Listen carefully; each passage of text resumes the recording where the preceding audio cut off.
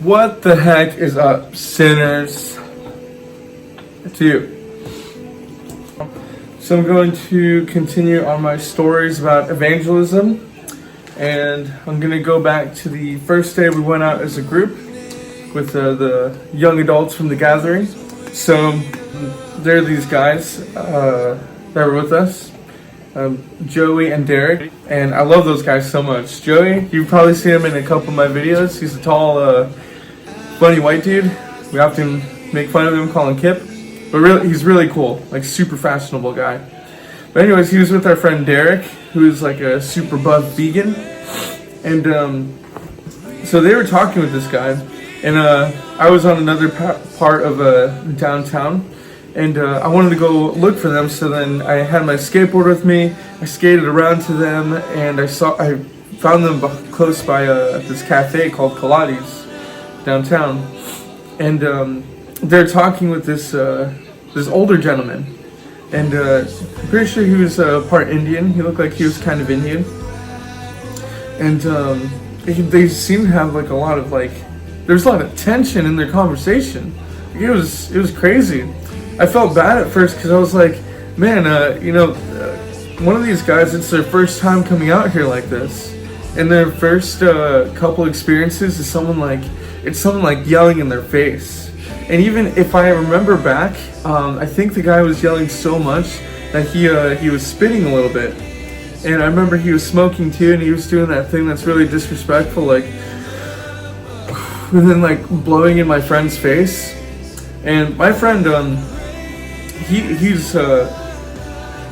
was discipled very well. I'm talking about Derek at this point because Derek was having mainly the conversation with him, and I was so proud of him because he really held his ground, and with everything that this angry person had to say, I can't remember his name, but maybe that's best. But with every angry comment he had, Derek had a wonderful answer, and I showed up in the middle of this, and they were just going back and forth.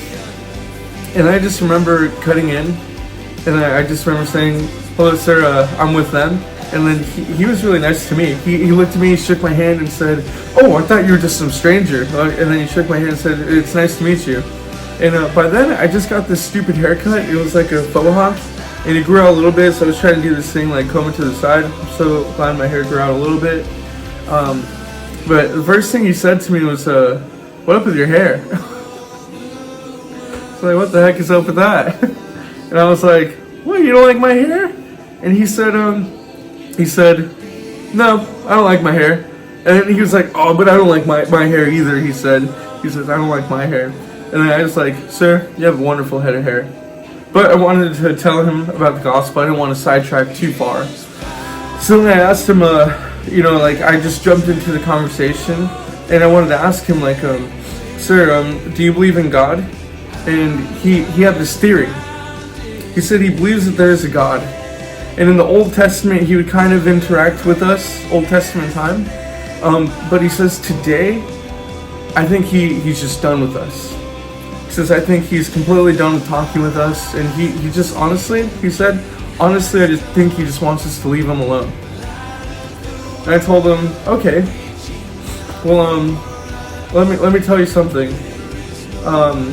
God is very real. And then he interrupted me, and he was saying, if God is real, then he must be a very evil God. And this was his reasoning. This man was really smart, and I would consider him very wise. He said he looks around all over the world, and he sees so much evil happening. Even in his own life, he's seen so much evil happen. And he says any good God would stop and interrupt what's going on. He would stop all of this madness. And then I told him, I agree. The world is awful. The world sucks. And but I do disagree with you on one thing heavily, and that is that God doesn't want anything to do with us anymore, because that's not true. I told him in the past, people have always been evil. I told him if you look in the past, people sacrificed babies that were already born, and sacrificing them to false gods. If a baby wasn't very healthy, they would just get rid of them. and people like throughout all of human history would just slaughter each other, and they just acted like animals. And God would come in the past, according to the scripture, according to the Old Testament, and he would lay down the law. There's like a process to being forgiven. There's a process to being made right. And in the Old Testament, everything was mainly done. The sacrifices of animals, the sacrifices of the produce of what people had. I told him God wouldn't forgive anyone, and he wouldn't forgive anyone's sins unless these things were done and the people had faith in this way. And I said, this is where I disagree with you, sir. And I asked him, sir, do you know who, we don't sacrifice lambs anymore. We don't sacrifice, what we have anymore, like the items that we have, the produce that we have. But do you know what was sacrificed instead of a lamb? Do you know what was sacrificed instead of, like our produce? And he said, I don't know what.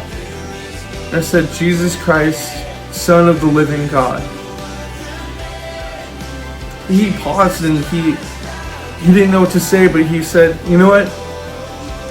I do believe that. He said, I do believe what you just said right there. That's why Jesus Christ came down to do. I'm not convinced that he became like an official believer. I'm not convinced of his faith really all that much. He just couldn't really probably just couldn't find a disagreement with that. But I asked for his number and I got his number, and I still have it in my phone. I should probably reach out to him pretty soon. And I asked him if I could pray for him, and he said no. No, you can't pray for me. He says, this is something I have to pray for myself. I said, okay. In my head I was thinking, we're gonna pray for you anyway, bud. But all right. Yeah, in this story I kind of walked into the middle of it. It's crazy, like these guys, Derek and Joey, their faith was so strong, and they were so bold, and the way they held their ground, like they were just like here for the first time, and there's this dude like yelling and spitting and smoking in their face, and they were just like, we're here to spread the gospel, the truth. I thought that was wild, and I thought that was super cool. And then I just kind of came in, butt in, and I was like, Mr. Sir, you're completely wrong, and Jesus Christ loves you and died for you. Hopefully I get to meet with him soon. If you guys keep me accountable of that, and I meet up with the people that we evangelized to and get their numbers of. Yeah, not a really detailed story, but it was an experience that I will always remember. And I pray that it was a blessing to you and an encouragement to you to keep sharing the gospel. Bye, guys.